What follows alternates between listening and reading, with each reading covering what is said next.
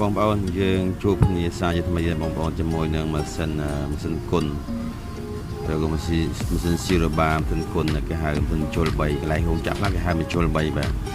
កន្លែងខ្លះគេហៅម៉ាស៊ីនគុណ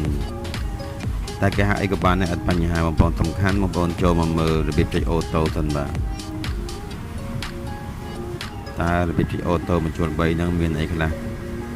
សូមលើក2មកបង្ហាញជូនបងប្អូនបាទទី1គឺយើងវាយ FP មកបងប្អូនត្រីលបឿនបាទយើងរៀនត្រីលបឿនលេងសិនទៅ P ហើយបងប្អូនចុចអក្សរ S បងប្អូនឃើញលេខរបស់វាហើយបាទ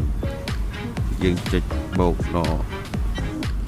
ដំឡើងបងប្អូនដំឡើងវាទៅដំឡើងទៅវាចុះមកវិញដំឡើងចុះមកវិញដល់0អញ្ចឹងយើងចង់បានខ្ពស់ទាបអីយើងអាចសេរីបានលបឿនរបស់ម៉ាស៊ីនមកជុល3ឬក៏ម៉ាស៊ីនគុណ0បាទនៅខាងក្រោមធុងវាបងប្អូននៅធុងខាងក្រោមហ្នឹងទៅហ្នឹងទាំងមកវាបញ្ជារបស់វាមកចុចតាមខ្ញុំដែរបាទរបៀបដំឡើងលបឿនបាទបើវាឡើងអស់គឺ9000ជាងដែរប៉ុន្តែมันអាចដេកការទេបងប្អូនលឿនពេកបាទនេះគ្រាន់តែខ្ញុំសាកល្បងឲ្យឧទាហរណ៍ឲ្យបងប្អូនមើល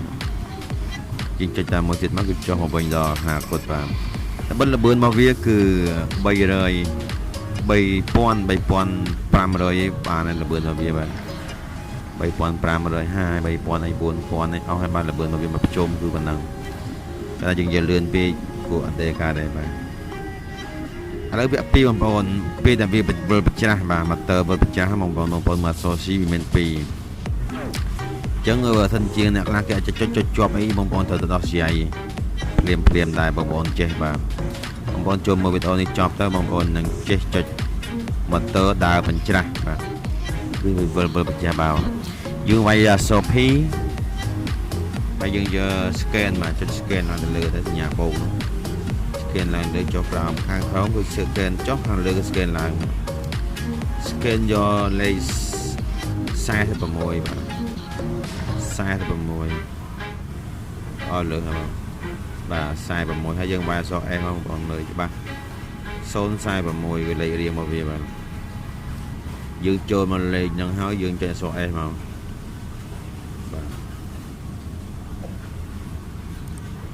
បាទអក្សរ S ទេបាទបងគឺអក្សរ C មាន2បាទ C2 ហ្នឹងគឺវាដាធម្មតាបងប្អូនបើយើងចុចទៅដក C មួយចេញនៅសល់ដល់ C1 គឺវាវិលបញ្ជាដើរបញ្ជាមកគឺវាពេលវាកាត់របស់កាត់អីទៅវាអាចកាត់ទៅបញ្ចូលបាត់ទាំងអស់បាទបងប្អូនមើលទាំងអស់គ្នាបាទចុចមកកប់ទៅបាទ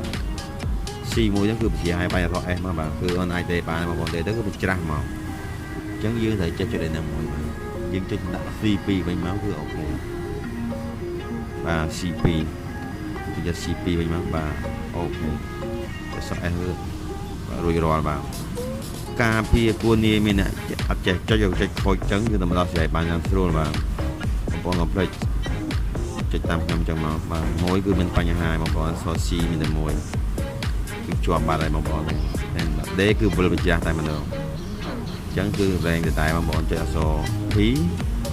ហើយបងប្អូនបែរអក្សរ S បងប្អូនចុច scan វាយកអក្សរ C2 មកអូខេបាទបងប្អូនមើលថាវាច្បាស់46បាទយើង scan វា46បាទលេខ1នេះគឺលបឿនបាទលេខ1នេះគឺលបឿនលេខឡើងតែមួយចុចដល់ចុចតែមួយទៀតគឺលេខ1វិញបាទយើងចុច scan រហូតដល់លេខ46គឺផុតគេបាទលេខ46គឺចង់ផុតចង់ឲ្យបងប្អូនត្រូវឃើញ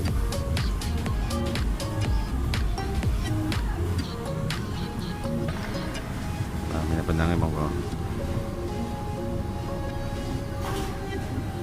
បាទអរគុណសូមជម្រាបលាបាទ